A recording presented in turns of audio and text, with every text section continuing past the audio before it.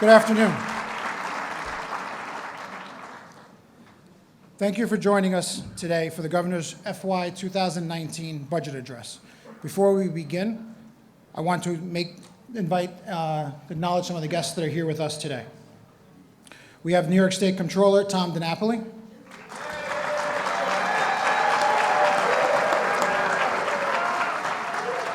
New York State Senate Majority Leader John Flanagan, New York State Assembly Speaker Carl Hastie, New York State Senate Democratic Conference Leader Andrea Stewart-Cousins, New York State Senate Independent Democratic Conference Leader Jeffrey Klein, New York State Assembly Minority Leader Brian Kolb,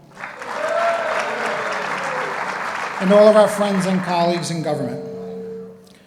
Lieutenant Governor Kathy Hochul could not be here today because she's attending the inauguration of New Jersey Governor Phil Murphy. Over the past 7 years, New York has achieved historic economic and social progress for all New Yorkers. Governor Cuomo has led the way by restoring fiscal responsibility to Albany while making government work for the people and delivering progressive achievements to benefit all New Yorkers.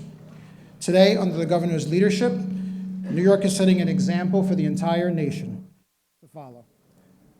This year, we face many challenges ahead, but as the governor laid out in his State of the State earlier this month, and you will hear more about today, New York is taking these challenges head on and continuing our progress forward and upward.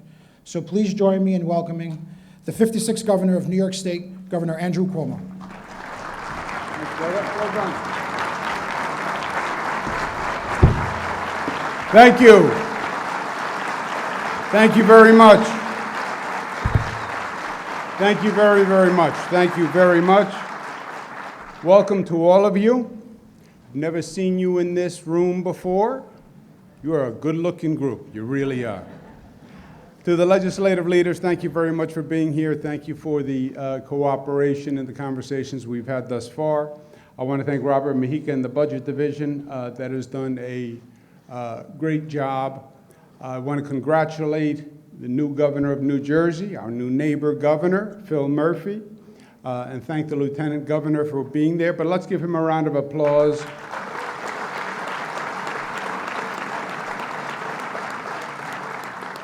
It's a very important relationship for us, and it's worked very well for both states for a number of years. This year is going to be challenging, my friends. In many ways, this is going to be the most challenging budget that we've had to do. It intertwines a number of economic and policy and legal issues that makes the situation complicated. I want to go through that with you in some detail because it's not just the budget this year. It's really an economic transformation plan that we're talking about, given the changes in Washington that necessitate changes here. The budget, as a budget, is going to be a challenging one. There's a $4.4 billion deficit. We have tremendous federal cuts, especially in health care. And then we have pressing needs all across the state. So the budget as a budget is going to be difficult to resolve, but that is actually the easy part of the equation. The hard part is to ensure New York State's structural economic viability in light of the federal tax plan. That federal tax plan raises income and property taxes about 25% for New Yorkers and makes the New York business climate and economy much more attractive and could actually accelerate, quote unquote, tax migration, which is a real phenomenon. It's a statewide problem. It's New York City, where income taxes are high. It's Long Island, where property taxes are high. It's Westchester. It's upstate, where by percentage they have the highest property taxes in the United States of America. And it's upstate, which is a more fragile economy than downstate. We've worked very hard to turn upstate around and change the energy. This would set it back. We're doing everything we can to thwart the effects of the federal plan. We're working on a lawsuit. We're advocating for the plan's repeal. There's been a federal bill that's been announced by Congressman King and Congresswoman Nita Lowey to repeal the state and local deduction. And today we're going to be talking about restructuring our tax code in light of the federal changes. There are two separate problems with what the federal government has done. It's a loss of income tax deductibility and property tax deductibility. So in my budget, we propose the New York State Taxpayer Protection Act, and it restructures the New York tax code, starting with the state income tax. The federal changes basically attack our state income tax structure. We would shift from an employee-paid system to an employer-paid system. And rather than have a tax on the income received by the employee, tax the wages paid by the employer. This shift, while dramatic, would in many ways thwart what the federal government was trying to do on loss of deductibility. Employers pay a wage tax which would be equal to that individual's income tax. The payment by the employer is federally deductible. The employee has no state income tax liability on those taxes. So this gets a little complicated, but just to try to simplify it. The law was the 2017. An employee made $100, they were in the 5% bracket, they paid $5 to the state government. The federal government then taxed them on $95. They allowed the deduction of the state tax. Their new law says we don't allow the deduction, so you make $100, you pay $5 to the state, we tax you on the money that you paid to the state. We tax the $5. That's why we call it a double tax. You're taxing the tax. And that costs the employee. The proposed alternative, the employee makes $95, pays no state income tax. The taxable federal income is $95, so the employee is held harmless, may get a benefit, which I'll explain in a moment. The employer pays $95 in wages and pays a $5 tax as a wage tax, which is federally deductible. So, at the end of the transaction, costs business nothing. The employee is held harmless from the 25% federal tax increase and the loss of deductibility. Tax code would have to define what corporations are eligible and what are not, but it may actually even reduce an individual's federal tax liability, because when you deduct the state tax, it may bring you down into a lower income bracket for federal taxation purposes. So it could actually reduce the amount of money that New York State pays to the federal government, which would be a cruel but welcome irony. Income tax reform could also apply to New York City and Yonkers, which have their own income tax. We're also exploring other code changes. This only would apply to wage earners, wage-earned income. For higher income individuals who aren't earning a wage, it wouldn't be applicable.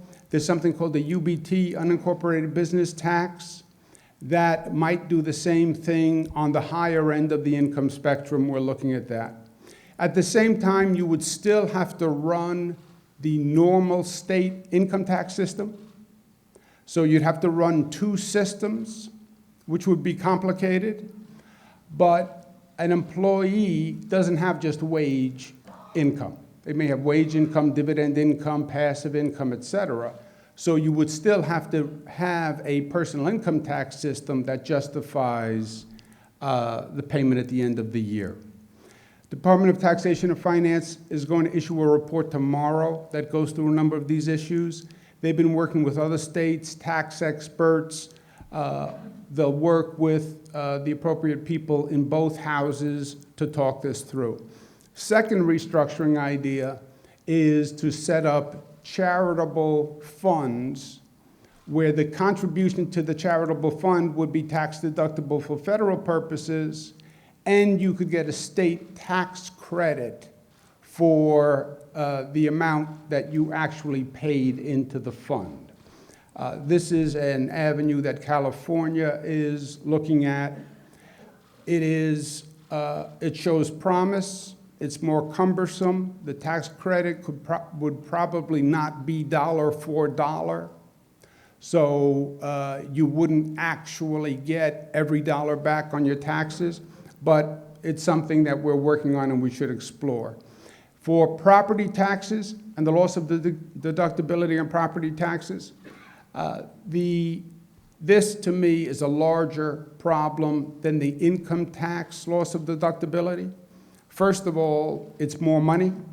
Property taxes are 2.5 times the income tax. So this is where the money is. There's going to be no short answer other than continue to work to find shared services and find efficiencies.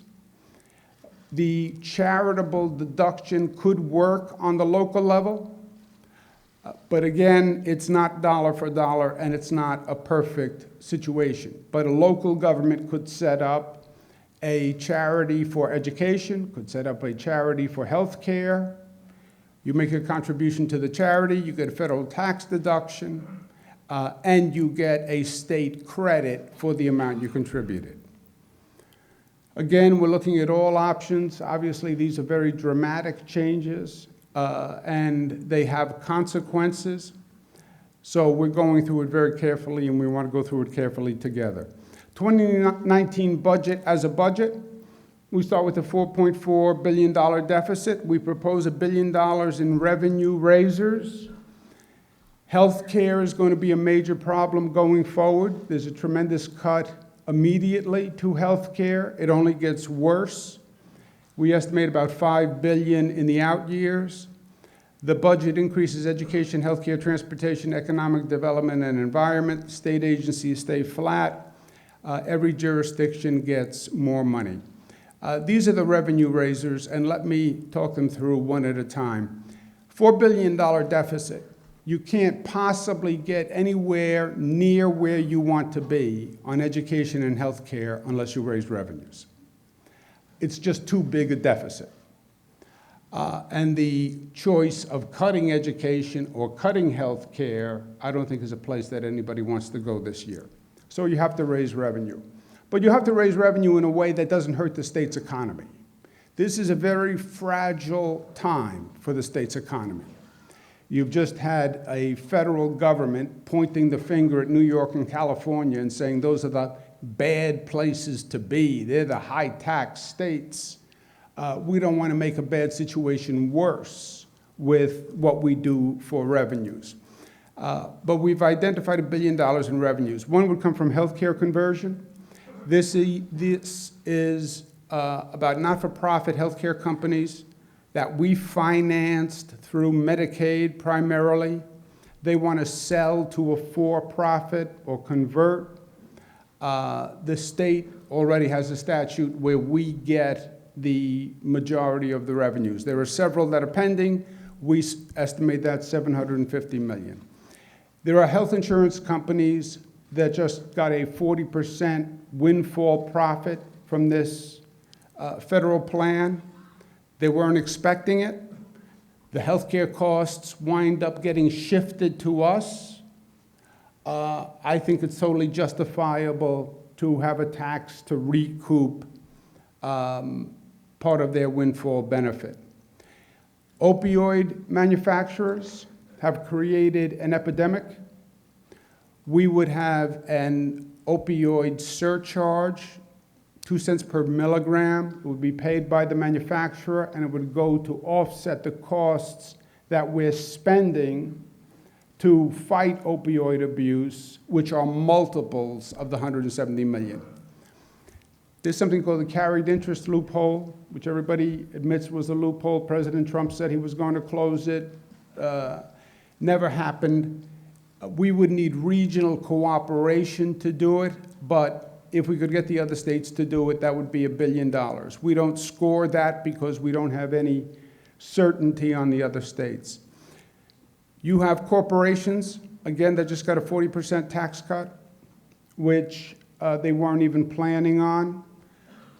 We would defer our tax credits for companies that have 2 million or more in credits 1 year to raise $300 million. They weren't expecting the tax cut. They got the tax cut. It'll more than offset the deferral of our tax credits. Right now, internet sales are a hodgepodge. Some internet sales companies charge sales tax, others don't. We would justify it where they all pay a sales tax, and it's not this current selective system. We take the revenue raisers, 50% go to a healthcare shortfall fund, 50% go to an education increase. Education has a growth cap. The growth cap this year is 1.5%. We would propose actually doubling the growth cap to 3%, which is $769 million for education. We have increased education more than any area in state government, period. Governor, You, the $4.2 billion in the debt that's owed to our poor, black, and brown neighborhoods. That all right, raise in education happens every year. okay. You're not computing in the $4.2 billion. All right, Assemblyman, let's talk about it afterwards. I know. And you should also Okay. tax the millionaires. Okay. You gotta have a capital gains tax. This ain't working. All right. Well, why don't you listen to it first? How about that as a suggestion, Assemblyman? How about you listen to it first and then you say it's not working, okay? How about that? Education increase over the years is now $26 billion. Yeah, it's never enough. $26 billion. It's a 35% increase since 2012. $6.8 billion. On top of that, the sound basic education formula, that says we should get more funding to poorer schools, our distribution formula would have 70% going to the poorest districts, which is the highest number ever. And we should even take it a step further. It's not enough to give funding to the poor district. You have to make sure the money goes to the poorer schools in the poorer districts. And right now, we have no idea where the money is going. So, yeah, that's great. We have a formula. We direct it to the poorer district, but what does Buffalo do with it? What does New York City do with it? And we should mandate that they have a formula that also mirrors our formula, sending the money to the poorest schools. Community budget, community schools, a $50 million increase for high-need school districts transformation. Non-public schools get the same increase that public schools get, which is 3%.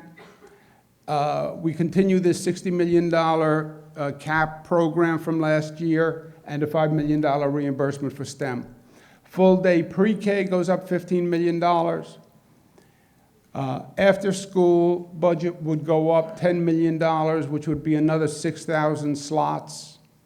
Charter schools, we changed the law last year where we linked charters to public school increases. Public schools go up 3%, charters would go up 3%. Excelsior Scholarship, we would take to phase 2. The child care funding would go up to a record high of $800 million. Health care, which is where the real potential shortfall is, we would fund it at the Medicaid cap, which is 3.2%, but then set up a reserve that we call the Health Care Shortfall Fund of about $1 billion to make up for these federal cuts that are coming down the pike. There's some uncertainty on what's going to happen with the federal cuts. Depending on who you talk to, they say they're going to be restored, they're not going to be restored. If they're not restored, they are in the billions of dollars and affect millions of New Yorkers. So it's something that's going to change over time. We have to watch, but we would set up the reserve fund now. All the investments continue, all the upstate investments, all the development projects continue, upstate and downstate. Economic development, we would have another round of REDCs, of URIs, and downtown revitalization. We would continue the middle class tax cut. They're taking a beating. This is not the time to say to them, we told you you were going to get a tax cut, but we're going back on what we said. So we continue the middle class tax cut. We also continue the property tax relief program for the same reason. Their property taxes are going up. I don't think it's a good time to end the state's property tax relief program. For the MTA, currently the state collects what's called the payroll mobility tax, which is $1.6 billion. We would change the law so the MTA collects that tax itself. It now has a dedicated funding stream. It can securitize it. It can get a better credit rating from it. It can finance the installation of the fixed New York City technology, the Penn renovation, et cetera. MTA funding short term, we need $836 million for what they call the subway emergency repair plan. We've said it should be split 50-50, New York State, New York City. We have funded it 50%. New York City needs to fund it 50%. That's the short term. Long term, you're going to get the fixed New York City report at the end of this week. It will define a pricing zone, doesn't toll bridges. It uses the new technology that we have at the cashless tolling sites. And it can define a geographic zone. If you drive into that zone at certain times, you can pay a toll increase. The technology exists. We have to define the zone. We have to determine the fees. We have to determine the hours. And it's literally an ongoing spectrum of options. You can change the hours, different rates for different vehicles, different rates for different trucks, and you'll get that full report at the end of this week. My point is, it has to be fair to all people and all industries. You have yellow cars, now black cars, green cars, blue cars, purple cars. They all have to be treated the same. I don't want anyone saying they had a competitive advantage or disadvantage because we put a surcharge on one versus the other. The environment, we've renewed the Environmental Protection Fund to $300 million, which is the highest level it's ever been. We propose dedicating $50 million to finish the Hudson River Park on the west side of Manhattan. It was supposed to be done in 2003, so it's about time. The Northrop Grumman plume is contaminants in the aquifer of Long Island, which is literally poisonous. They've been talking about it for years, but it's still there.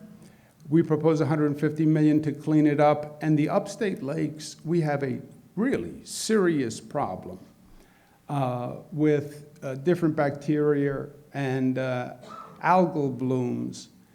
Many of those lakes are also sources of drinking water, and adding filtration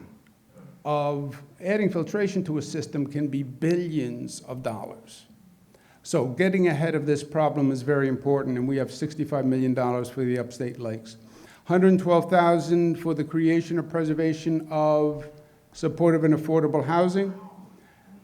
On the opioid crisis, $26 million more for Oasis. Also, we believe the surcharge on the opioids will cause people to start to migrate away from opioids to other types of medicines.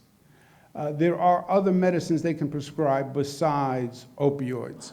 And to the extent they do, it's a good thing. The judiciary is asking for 2.5% increase. They would be the only entity above 2%. The Senate, the Assembly, the Executive all came in at 2%. Attorney General came in at 2%. Controller DiNapoli wins the prize on the budget limbo contest, 1.5%. Congratulations to the Controller.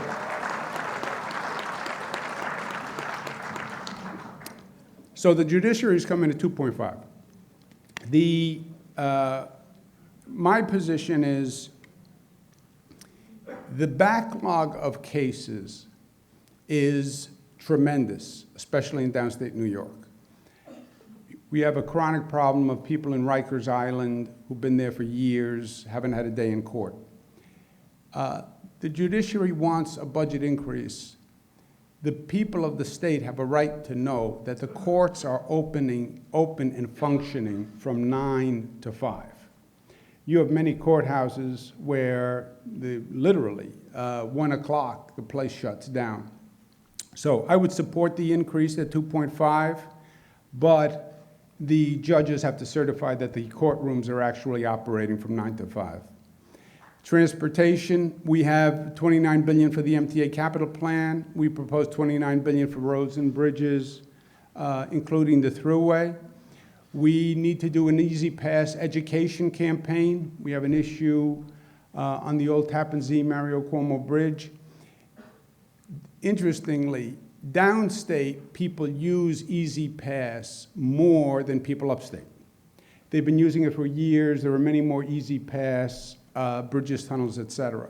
So the number of Easy Passes in upstate and in the Hudson Valley is much lower. So that means when you go through the toll, you don't have an Easy Pass, you get a bill sent to your house, you have to then open the letter, write a check, or go on the internet. That lag is creating a problem. But it's just a process of educating people about Easy Pass, which costs them nothing and actually saves them because you pay a lower toll. Direct care workers, we fund the salary increase that we talked about last year and the year before. They deserve it. They deserve it. Sexual harassment, I think New York should take the lead. This is a national crisis. It's a national issue, but I think we should step up. I put forth a policy in the State of the State, no taxpayer funds to be used for a sexual harassment payment if it's only based on the individual's behavior. No secret non-disclosure agreements. Require companies that do business with the state to disclose the number that they've had. For JCOPE has jurisdiction over these issues. That's in the existing law. The only criticism of JCOPE in the past, and JCOPE has done these cases before, and they've been very effective. The criticism in the past was the timing, that it took them a long time. I would propose funding so JCOPE can set up a specialized unit of people who are trained in these cases so the timing is actually faster. And then we need to set a uniform code of sexual harassment policies and procedures that apply to every branch of the state and local government. You know, why do we leave it to thousands of local governments each one to come up with their own sexual harassment policy and procedure and whether or not you get protections and confidentiality. We should set one policy. It applies to the state. It applies to everyone. It protects a woman's right. That's where this has to come out anyway.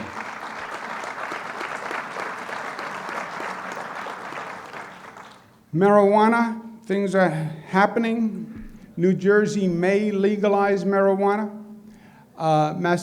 Massachusetts already has. On the other hand, Attorney General Sessions says he's going to end marijuana in every state. So you have a whole confluence of different information. I think we should fund DOH to do a study, let them work with the state police, other agencies, look at the health impact, the economic impact, the state of the law. If it was legalized in Jersey and it was legal in Massachusetts and the federal government allowed it to go ahead, what would that do to New York, which is right in the middle? But this is an important topic. It's a hotly debated topic, pardon the pun, and it'd be nice to have some facts in the middle of the debate, once in a while. The other policy initiatives that I laid out in the State of the State are also included in the budget. Life is options, math matters. What we tried to do with this budget as a budget, you start with a $4 billion hole. We raised $1 billion in revenues. I am comfortable that where we raised revenues, it was fair, it was right. It's not going to hurt the long-term economy of the state, but it's justifiable, and we need it. Education at 3%, which is double the cap. Healthcare shortfall fund of $1 billion to get back to zero, and then their cap, which is 3%. Middle class, make good on our promise to deliver a tax cut. Everyone's going to say to you what they say to me, I want more. That is the constant refrain. I want more for education, I want more for health care, I want more for infrastructure, I want more for mental health, and everybody's right. But everybody's wrong. It's a question of balancing resources. We start with a $4 billion hole, we have to raise $1 billion in revenue, and we're doing this at a time when the overall economy is destabilized. And we really don't know what the effect of this federal cut is going to be. But I think when you look at how this has balanced the needs and the resources, it's more than fair. But don't lose the forest for the trees, because the main issue in the budget is not the budget. The main issue in the budget is about the SALT deductions. Even if you supported the federal plan or the rate cuts or the theory of the federal plan, as a New Yorker, you can't support the fact that it targets New York with a penalty. It targets 12 states to pay for the cuts in the rest of the country. That's what it does. And they targeted states that have high state and local. Coincidentally, they also all happen to be Democratic states, but I'm sure that was a coincidence. And those are the states that are financing the tax cut. Their rationale is, well, New York State is a high tax state. So here's the reasoning. New York State is a high tax state. We're against high taxes, so we're going to increase your taxes more. That's what the federal government really winds up saying to us. And, you know, that's the captain saying the beatings will continue until morale improves. You think we have high taxes, so you're going to raise them more. And by the way, that's an old stereotype. New York, high taxes, big spenders. It's not even true. The last big increases, 7, 8, 10%, those were back in 99, 2001, 2006, 2007.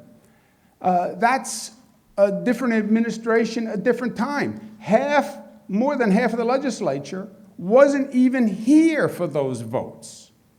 So don't be defensive about it. We've had 7 years at 2% limits.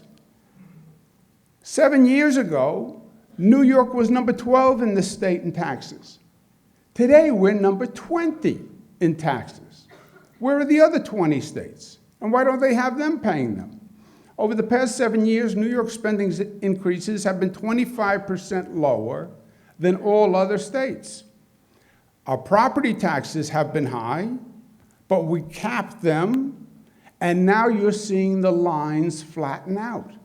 Average property tax increase in other states is 3.7, almost double our 2. So over time, yes, we were high on property tax, but even that is flattening out. And SALT costs us $14 billion. That is on top of the fact that we are the #1 donor state in the nation. We are a rich state, as states go. We pay a high state tax, and we pay a high tax to the federal government. Senator Daniel Patrick Moynihan, God bless his soul, used to rant that New York is the #1 donor state. We'd send $48 billion to Washington, more than we get back every year. $48 billion. This is going to add another 14 on top of the 48. If they want to do something about high taxes, here's my idea. Just give us the $48 billion back. Give us the $48 billion back. Property and school taxes are only $58 billion. We'll take the total 48 and we'll pay property and school taxes with it. And we'd only be left with a $10 billion hole, which would be nothing. It would be a couple of points. It would transform the state. That's what would be fair. Not to say to the #1 donor state, we're going to raise your taxes more. They needed money to pay for the tax cut. We get it. We've done it in years. You need to increase health care, so you reduce this. I get the trade-offs. But their plan is to use California and New York primarily as the piggy bank to finance the tax cut for the other states. Our state and local burden is already high. You cannot now impose on our people another tax increase. It totally dwarfs everything we did in 7 years. 2%, 2%, 2%, tax cut, tax cut, tax cut, tax cut. One move, all of that progress wiped away. And taxes wind up higher than they were 7 years ago, despite all the cuts and all the fiscal discipline and all the fiscal austerity. They send us backwards. It will devastate people on fixed incomes. It will devastate seniors, and it will devastate our economic competitiveness. Don't kid yourself. Howard Zemsky's on the phone all day talking to businesses. I'm on the phone all day trying to pitch businesses. What they're saying about New York and now making our tax burden higher and institutionalizing that increase, this is going to be very damning from an economic development point of view. And we have to have an answer. And we have to have an answer now.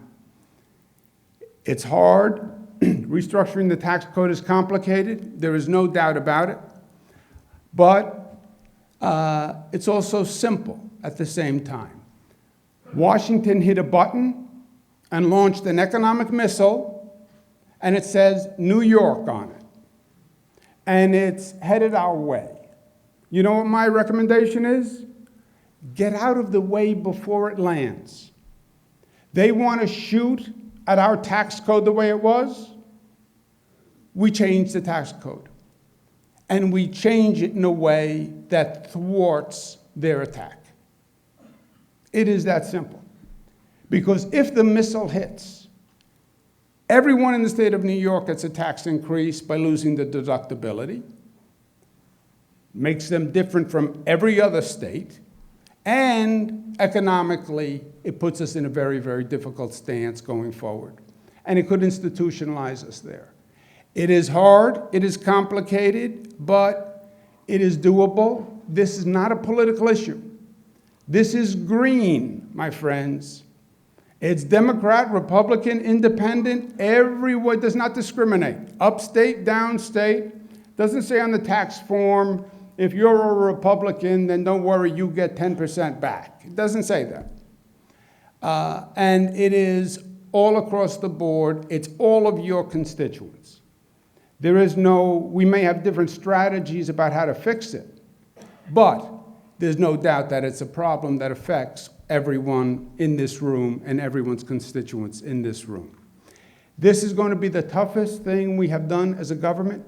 I believe that. We've done a lot of great work together. We've passed a lot of great bills, a lot of progress all throughout the state. This is going to be the most difficult challenge that we've had to take on because it is the most complicated. And it comes at a difficult time, difficult economic time, difficult social time, and a difficult political time. But I have no doubt that this is the fight of New York's future, and we're going to get there, and we're going to get there together, the way we've always gotten there together. Because at the end of the day, the history books are going to say about you that you are the legislature that actually performed. We get the job done. We pass budgets, we're professional, you drive around the state, you see signs of progress everywhere. That's what you've done. This is tough, but it's doable. And we're going to do it together, and we're going to do it on time. Thank you, and God bless you.